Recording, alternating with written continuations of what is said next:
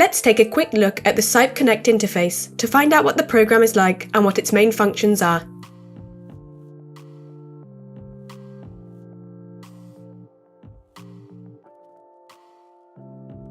First of all, from the File menu on the top left, we can create and save files, generate reports and drawings once we have completed our work, or manage the user license.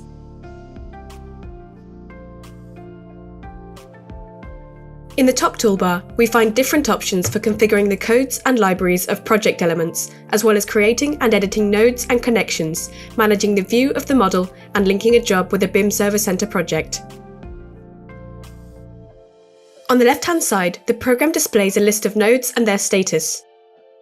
We can either generate nodes automatically from a structural model or enter them manually.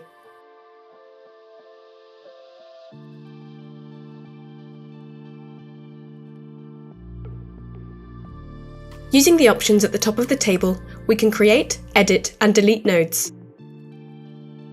This allows us to define the sections involved in each of them, as well as their layout. By selecting any node in the list, a 3D view of the node appears below.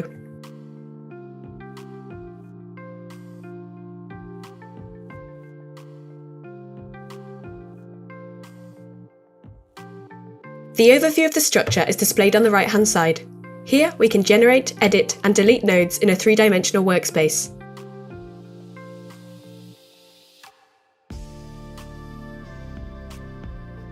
The program also has toolbars with added features at the top of the interface, which allow us to save the job, undo and redo actions, obtain reports and drawings, connect to our BIM Server Center account, and access general configuration options and help documents.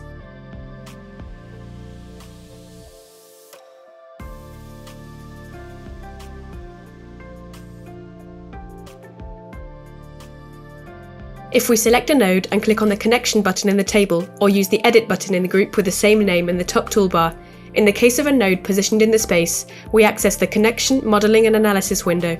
This is where we find most of the program's options.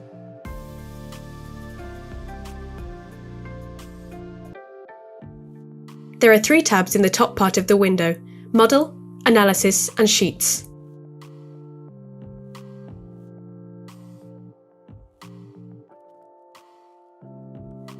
In the first one, Model, we can add the different elements that make up the connection and modify the sections of the node. To do this, we use the options available in the Operations section of the top toolbar.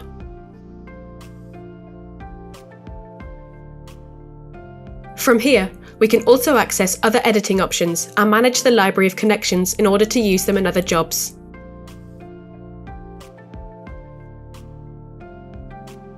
On the left-hand side, there is a list of the operations carried out to define the connection, which can be activated or deactivated.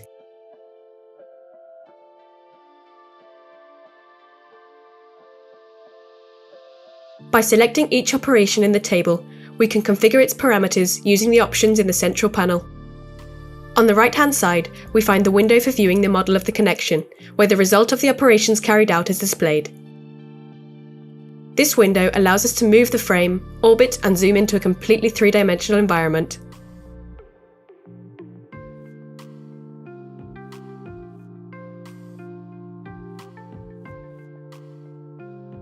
After completing the definition of the model, we access the Analysis tab, where we carry out the analysis and checks of the connection.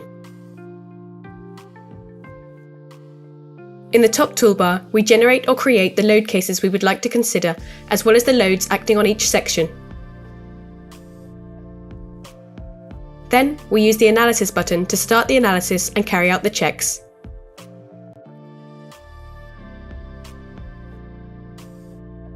Once the analysis has been completed, the results can be checked in the groups on the right-hand side by selecting them from the drop-down menus, as well as obtaining different reports.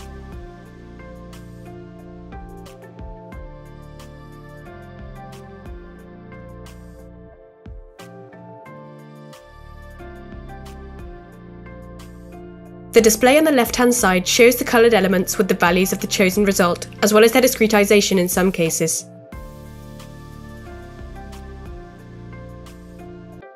On the right-hand side, there is a series of tables displaying the maximum demand capacity ratio of the elements in the connection and the checks carried out on them.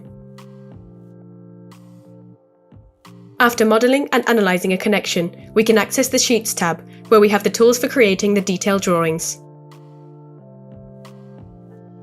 Here, we can insert views of the connection model at the desired scale that are dynamically linked to it.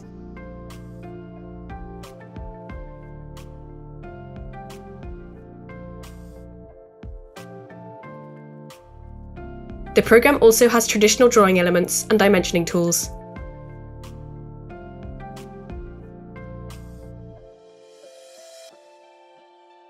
Finally, by accepting the connection window, the programme displays the updated node information in the general interface.